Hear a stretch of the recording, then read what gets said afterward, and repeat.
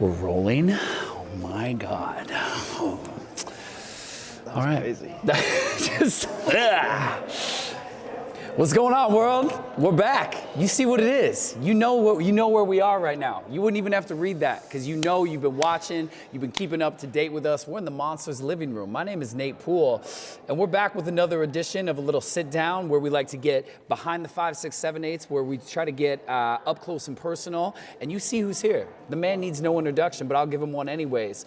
Michigan native, Orlando, Florida, to Los Angeles, some of the best hair in the game. You know what it is. Dario Boatner. Dario, welcome to the living room. What's up?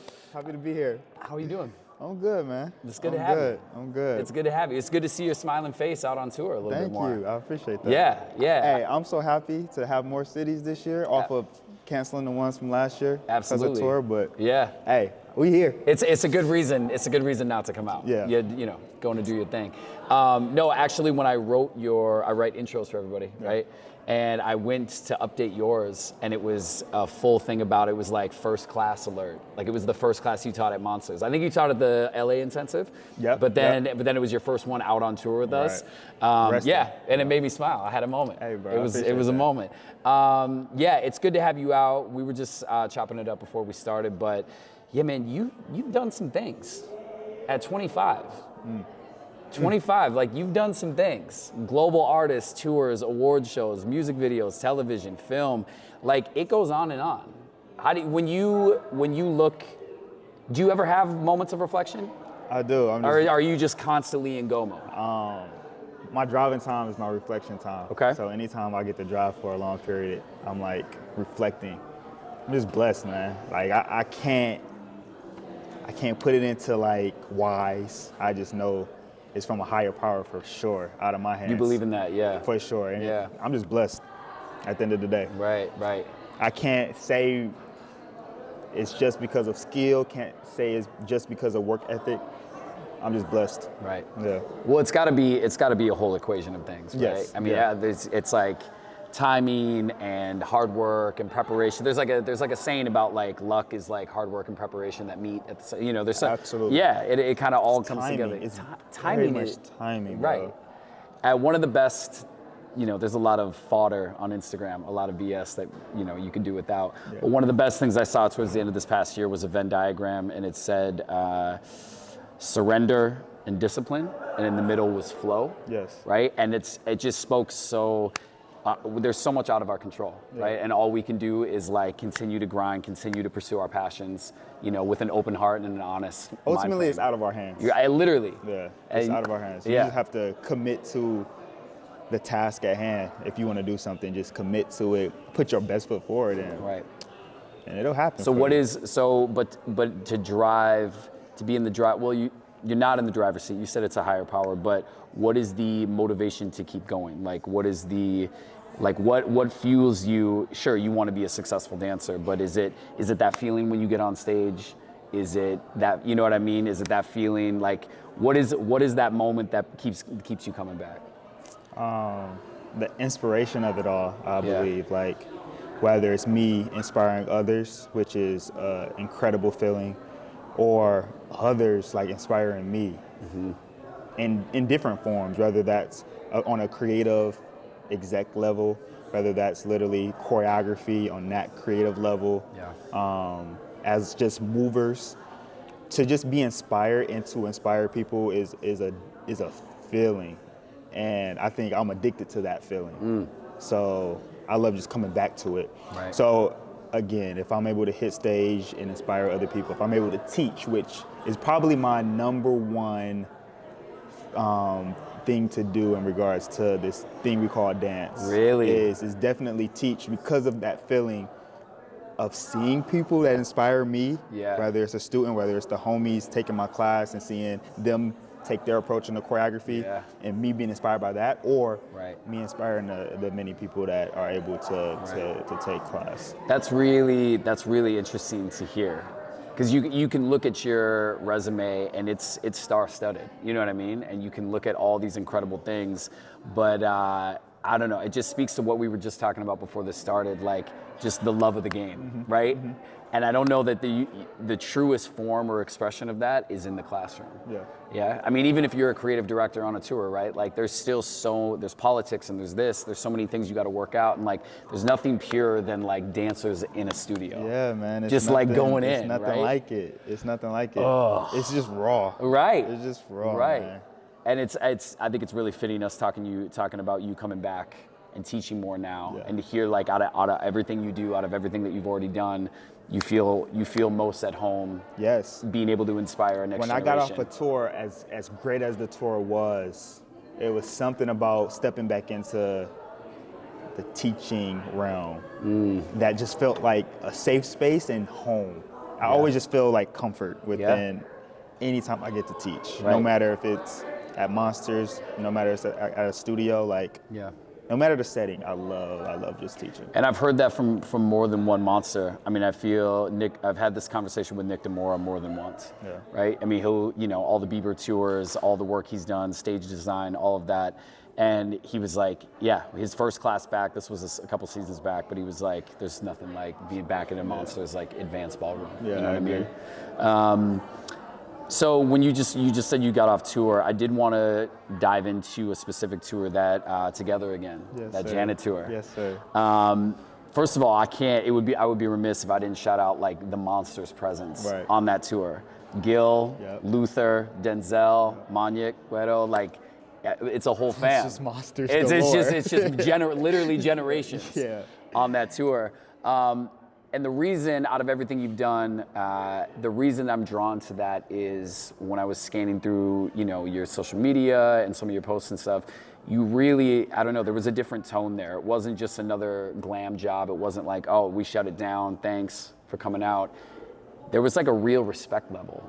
There was a real you constantly, I mean, I'll let you tell it, but from what I got from that post was you had to constantly level up. You were held to such a high standard. It was a learning process as much as like you were a student the whole time as well as being a professional. Yeah. So unpack that a little bit for me. So to paint the picture, right? Yeah. I think this is a big part of the story is me being the youngest by 8 years, right? Wow. I'm already stepping into like the thought of having to pull up, even if that's not the case. Like I'm already stepping to that headspace. So it was. You have respect. I have respect to everybody, not only the people that's on the job, which I have huge respect for, but everybody that came before this current job and this current tour, right? So it's a legacy behind it that you just have to live up to. Whether you're being told live up to this legacy, you just know you have to. It's almost an unwritten, unspoken. Because also it's Janet Jackson, like. So it's that pressure that you put on yourself, but it's weird because as much as you have that pressure on yourself, the atmosphere and welcomeness within the camp is so pure, where no one is like, you suck, you got to pull up, like no one's giving you that pressure. It wasn't like a toxic pressure. No, it's you. It's only yourself. Like it's literally just yourself knowing the legacy and knowing you have to pull up. Right. And that's what made the job hard, but because of how supportive it was, it made it one of the best jobs I ever worked. Really? Yeah, by far. Really? Yeah. And I've been blessed again in regards to having the 2 tours that I've done with Raul Alejandro and now Janet. It's like the camp in itself has that support. You hear like horror stories about how it can really go south. Yeah, I was just gonna ask, how important is that camp, that family aspect to it? It is, because it makes you want to pull up for that artist. It makes you want to deliver. Yeah. Versus, I just got to go to work today. Right. No, it makes you want to go and make that artist look good and make yourself look good. Absolutely. It's important. It's definitely important. That's incredible, man. It is Super Bowl season. It is. The Super Bowl's right around the corner. Yeah. You know something about Super Bowls. 2 of them in the bag. Yes, sir. You have to tell the broken nose story. Yes. Bro, it's stuff of legends right here. Like you have to tell the broken nose Super Bowl story. I can't get over it. Yeah, man. I came broken nose. Rihanna Super Bowl 2022, man. Like right before you went, like it was shortly before. I think this was maybe 2 or 3 weeks before show day. Okay. Yeah. Got it. But Yeah, I was working like a crazy schedule that week. I think I was working 3 different jobs in 1 week, including the Super Bowl. Yeah. Came off of like a 72 plus hour schedule, like back to back with like no sleep. Got it. Straight. Yeah. I got a 2-day gap where I finally got some rest. Came back that like Friday, and not came back. I still had rehearsal with Super Bowl that Friday, those days. But on that Friday of that week, we running it. You know what I'm saying? We going crazy, and it was the last run of the night. Reed just walked in too, so we showing her for the first time. Got it. This little section, but in this little section, it was go time. You know what I'm saying? It's like everyone really going for blood for real. Right. And then it ended with a broken nose. I think one of the moves we turned over, like we on the floor, so we rolling over. Yeah. I get hit, but it's like one of those hits where I was like, I take it. I'm Yeah, right. I'm good. I roll over, and now we on all fours type vibes, and all I see, now I'm feeling it. Like I said, it's throbbing. Yeah. But I'm like, I can push through. Yeah. I look down, blood, just blood everywhere. I'm like, oh no, I gotta it's stop. like that. Yeah, I gotta stop. It's like that. So paramedics come or whatever, they looking at my nose. They like, did you ever have any like distortion to your nose? I'm like, nah. And that's when I knew it was bad. Yeah, they were like, oh, we're gonna wait till the swelling go down. Nah, swelling went down. It was broke. Yeah. So I went the rest of rehearsals until like maybe 2 or 3 days before the show with black eyes. I was coming with ski mask on every day, glasses, I'm telling you, it's just like the NFL teams out there. You gotta show. I mean, injured or not, man, you're getting out there, you're playing. At that point it was like too much was invested. Right. Like time was invested. We're not turning back like, now. Nah, I'm going with a broke nose. Yeah, absolutely. It's whatever. Absolutely. To round this out, again, only 25 years of age. I think any young dancer coming to Monsters, young dancers that really want to take that next step into the industry, they would look at your career, they would look at your social media, they would look at it and just be like, that's it. That's what success looks like. Maybe just leave us with a note on that can become very blinding, that success, that star-studded, the tours and the videos and the this and the traveling and the followers and the whatever. What are some key factors that people don't see about being a professional, right? And when the work does get hard or when the work does get tiring, how to work through those things. Yeah. Like just unpack a little bit the professionalism behind that star-studded resume and what it takes. None of that matters. Right. None of that matters, right? And I say that because I think I had a year. It was in 2021, I would say, where. Maybe it was 2021, 2022 where like things are going well for me. You know what I'm saying? I'm hitting accolades in my career that I really wanted to, and everything is feeling good, right? And I still wasn't happy.